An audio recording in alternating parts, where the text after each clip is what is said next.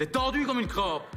Bonjour et bienvenue sur le podcast Faut se détendre. Je suis votre hôte Charlotte, je suis sophrologue, prof de yoga thérapie en devenir et exploratrice de pratiques bien-être et développement personnel. Dans ce podcast, je vous partage des éléments de réflexion sur des sujets abordés en cabinet ou en séance collective et aussi sur des tendances et des actualités bien-être et santé. Bonne écoute! Dans l'épisode d'aujourd'hui, je vous parle de la sophrologie, tout simplement, et à quoi s'attendre en pratique. Pour vous parler de sophrologie, j'ai besoin de faire un peu d'histoire. La sophrologie est une méthode qui a été fondée par le psychiatre et neurologue Alfonso Caicedo en 1960. Selon la définition officielle de 93, la sophrologie, c'est la science de la conscience et des valeurs de l'existence. C'est une méthode aux origines éclectiques. Elle puise ses inspirations dans les traditions orientales comme la méditation, le yoga, le zen. C'est en partie grâce à la femme d'Alfonso Caicedo qui était une Française, qui était prof de yoga. À la base, le professeur Caicedo avait monté un département d'hypnose, donc il y a également des racines dans l'hypnose. Dans la phénoménologie existentielle, qui est un courant de la philosophie, la psychiatrie et la psychanalyse. Voilà, le professeur Alfonso Caicedo était quand même... avait une approche très plurielle et s'intéressait à beaucoup de domaines. Et c'est ainsi qu'il a donné corps à la sophrologie telle qu'on la connaît. Donc la sophrologie, c'est une technique qui est psychocorporelle, qui permet de développer une conscience sereine et de retrouver un meilleur équilibre autant physique que psychologique.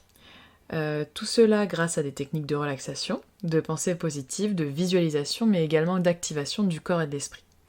Si on simplifiait à son maximum le propos, on pourrait dire que la sophrologie propose une détente immersive tant du corps que de l'esprit en apportant bien-être et épanouissement. Sophrologie, c'est un néologisme qui vient de sos, phrène et logos, sos, l'harmonie, phrène, l'esprit, logos, le discours, l'étude. Voilà, donc sophrologie, l'étude de la conscience en harmonie. Voilà, plus ou moins.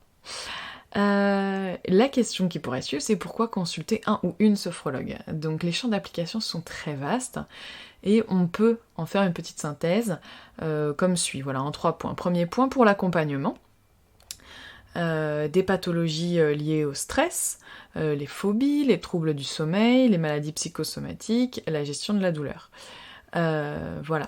Pour ce type d'accompagnement, on travaille après établissement d'un diagnostic médical, bien sûr.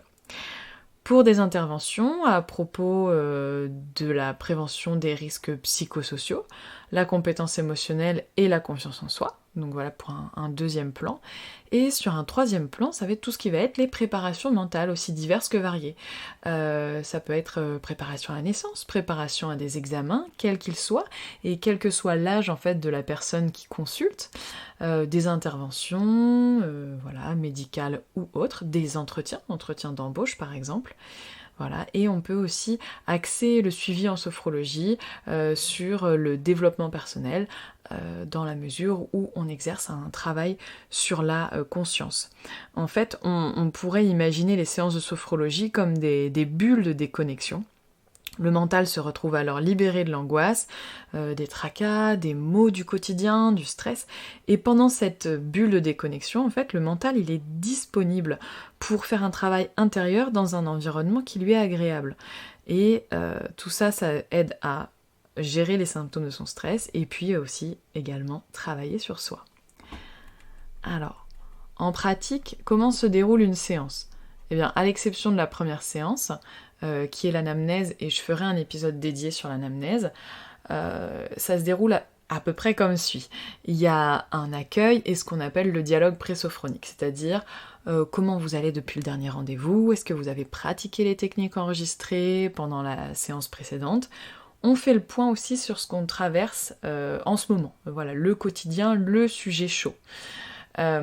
Ensuite, je vous présente la technique adaptée à votre problématique de départ qu'on a définie ensemble au premier rendez-vous, ou alors j'adapte si justement dans le dialogue présophonique, en parlant des sujets du quotidien, on a mis en évidence une problématique prioritaire. Dans ce cas-là, c'est le principe d'adaptabilité qui prime, et du coup on s'adapte. Nous passons ensuite du coup à la pratique, et la pratique elle peut se dérouler aussi bien debout, assis que allongé selon votre convenance. Voilà, selon votre état de fatigue, selon vos envies, etc. Donc, avec ma voix, je vous guide vers un niveau de conscience modifié. Ce niveau de conscience, on parle d'ondes alpha au niveau des ondes cérébrales. En sophrologie, on va parler de niveau sophroliminal. C'est un niveau que, même si vous n'avez jamais pratiqué la sophrologie, vous le connaissez déjà, parce que vous le traversez au moins 2 fois par jour. Il s'agit du niveau de conscience situé entre la veille et le sommeil, le entre-deux eaux. À ce niveau-là, vous pouvez encore interagir, communiquer, bouger avec votre environnement. Vous n'êtes pas endormi. Voilà, vous êtes conscient et non endormi. Ce niveau de conscience, il sert à abaisser les barrières mentales. C'est la zone d'expression de l'inconscient. Ça favorise la visualisation, l'imagination, la concentration, la mémorisation. Lorsque la pratique est terminée, je vous invite par la voix à revenir au niveau de vigilance ordinaire, c'est-à-dire en état de veille. S'ensuit un dialogue post-sophronique afin d'échanger avec vous sur l'expérience, les ressentis vécus pendant la pratique. Les pratiques, voilà, dans mon cabinet sont enregistrées pour la plupart sur votre téléphone par exemple, ou alors sur le mien et je vous les envoie afin que vous puissiez vous entraîner en toute autonomie. Il n'y a pas de nombre standard de séances, c'est une question qui revient souvent, mais en fait cela dépend de la demande initiale et de l'entraînement effectué entre chaque séance.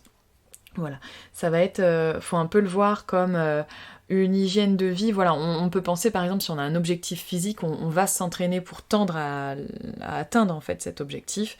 Et bien là, si on a un objectif en sophro, plutôt sur l'état d'esprit, et bien on peut muscler son mental en pratiquant voilà cet entraînement. Merci d'avoir écouté cet épisode jusqu'ici. Vous pouvez commenter, liker, partager. Vous pouvez également passer sur mon site internet www.charlottehermansophrologue.com pour avoir plus de renseignements sur mon activité et éventuellement prendre rendez-vous. Et si je vous manque déjà, je vous donne rendez-vous sur Insta @charlottesophrologue. À bientôt.